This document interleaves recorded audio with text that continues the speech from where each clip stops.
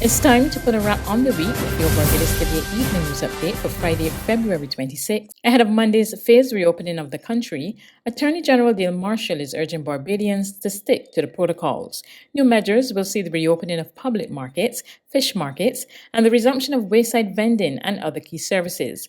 Restaurants will be allowed to provide curbside pickups, drive-through services, and delivery, but bars will remain closed. The AG, however, warned that all activity will be closely monitored in a bid to keep a lid on new COVID infections. The COVID unit will be out in force over the next 2 weeks. They have been out in force before, but we are supplementing the manpower resources so that we can have as many people on the ground monitoring how Barbadians behave as possible. And as the Prime Minister has said again and again and again, based on how Barbadians behave, deal with each other, respect the COVID protocols, operate with a sense of propriety and wisdom, we would be able to decide what happens after that. But the caveat is always there that should Barbadians not follow the protocols, not follow good sense, then we will have to take things into our own hands and tighten up once more, and we know that none of us want that to happen. Meanwhile, AG Marshall is staying clear of public debate on the tough sentences being meted out to Barbadians brought before the law courts for disobeying government's COVID-19 directives. Marshall made it clear that all persons who appear in court are treated fairly. A judicial officer, whether it's a magistrate or a judge, hearing the facts, if the person is convicted, will then make his own judgment, his or her own judgment, as to what sentence is appropriate. If an accused and his attorneys are dissatisfied from the point of view that they consider the sentence to be excessive, then there are clear mechanisms in law. You can appeal. And the appeal court, as it did only this week, severely cut back on a sentence that was imposed by a magistrate. That is the job of the appeal court. As Attorney General, therefore, I reiterate that I have no view to express on whether the individuals who go before the courts are treated fairly or unfairly in relation to the sentencing. Justice is blind, so every Barbadian who goes before the court is treated fairly unless the Court of Appeal determines otherwise. But I regret that I'm not going to be drawn into a debate on whether a sentence was excessive or a slap on the wrist. Those are not matters for the executive or for the parliament. Those are matters for the judiciary. An elderly Barbadian man died from COVID-19 on Thursday, bringing the death toll to 33. The 79-year-old died at a nursing home. On Thursday, the island recorded 45 new cases. Active cases stand at 691. The 45 consist of 21 women and 24 men. 7 were already at Harrison Point, and the remaining 38 are Barbadians. The island has so far recorded 2,994 COVID-19 cases, and 2,270 people have recovered. The Public Health Lab has so far conducted 124,392 tests. Senior Medical Officer for Health, Dr. Anton Best, told this evening's press conference COVID-19 infections are tapering off. He said the current positivity rate is about 5%, and the aim is to reduce it even further. We had a gradually rising positivity rate from the beginning of the year when this outbreak started, and it peaked around the 14th of February, around the 14th, 15th of February, and since then there's been a decreasing positivity rate, which is a good sign, and that's a trend that we want to keep up. The other indices that we pay attention to are the total number of cases. We do look at the what we call the rolling average, 7-day rolling average, and that gives us a sense as to what is happening, where is this epidemic going. And when we do that, we also see that the overall trends are speaking to the epidemic easing up. Of course, that does not mean that we can forget all of the things that we've been told that we need to do. We need to continue doing all of those measures. We need to continue paying attention to our hand hygiene, wearing your face mask at all times, and remembering physical distancing, in addition to the other measures that we have been implementing. Dr. Best added that the near month-long national shutdown worked. We needed time to pause. We needed time to slow down, to gather ourselves, to be able to do contact tracing. We also had the Seek and Save program out, as you would recall, which has come to an end. And we needed that. So we in the Ministry of Health definitely needed that. We also needed to stop the rise in the incidence of COVID-19.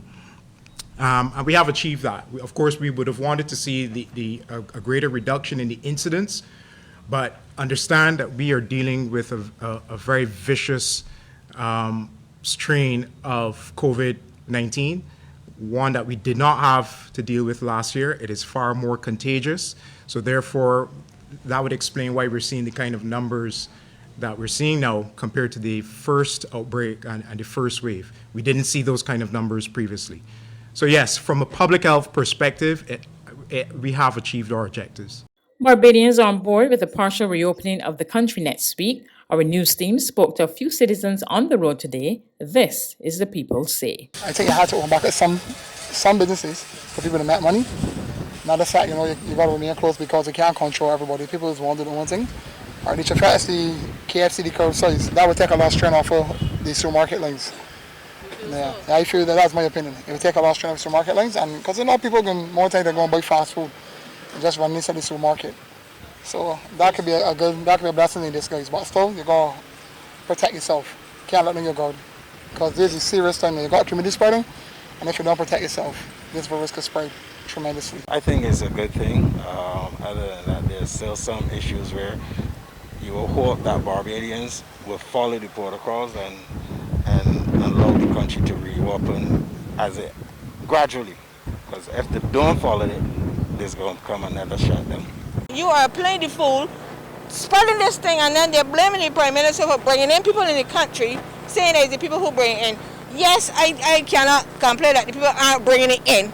There are some people who bring it in. But we people here are playing the fool. Who the hell you want to keep parties and they got COVID? Huh? What's going on about this place? There's regional and international news after this short break.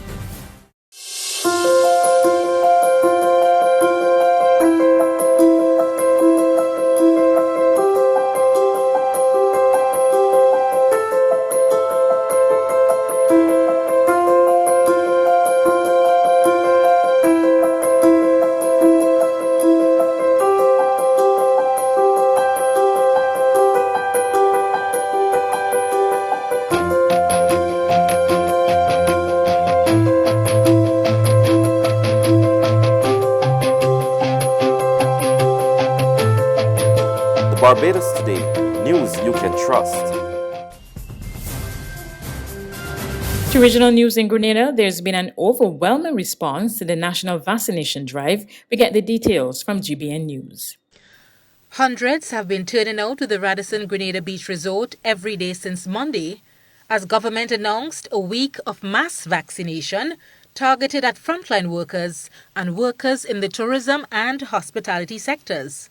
The numbers have not only been evident in St. George, as the sister isle of Carriacou reflected same, as Grenadians search for answers to end the COVID-19 pandemic. Curious to know what the numbers have been like, GBN ventured down to the Radisson Resort Thursday to speak to Dr. Sean Charles, Acting Chief Medical Officer in the Ministry of Health. Dr. Charles says the numbers have been impressive so far. The numbers have been, frankly, beyond our expectation. On Monday, we vaccinated 255 persons here on the first day.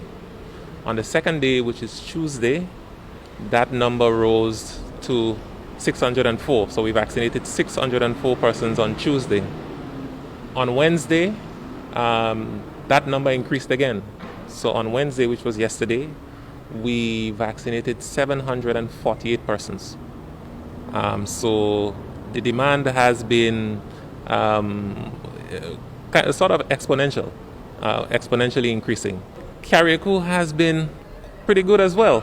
On the first day, they conducted vaccination only for 3 hours and they vaccinated 111 persons. On the international front, A U.S. intelligence report finds that Saudi Crown Prince Mohammed bin Salman approved of an operation to capture or kill a dissident journalist in 2018.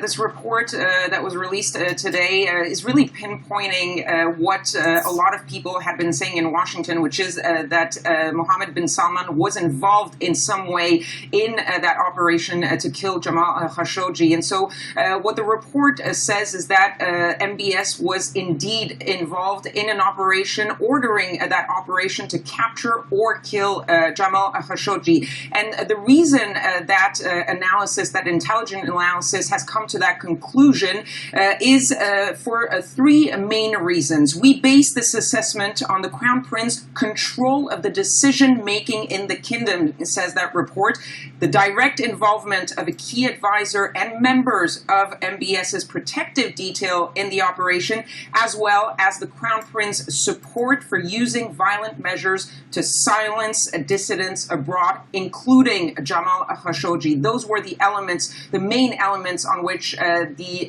intelligence, the U.S. intelligence, based their reports. And besides the fact that they're pointing the finger at MBS, they're also pointing the finger at several other members, close members around MBS for their complicity in ordering, organizing, and carrying out that operation to kill Jamal Khashoggi. That's news, but for the very latest, visit our website at www.barbadostoday.bb. You can also subscribe to our e-paper, email updates, or like us on Facebook, and sign up for our breaking news alerts via WhatsApp. We're also on Izumi Media and bus terminals, as well as screenplay at supermarkets and gas stations near you. You can also hear us on Mix 96.9 FM and Capital Media HD 99.3 FM.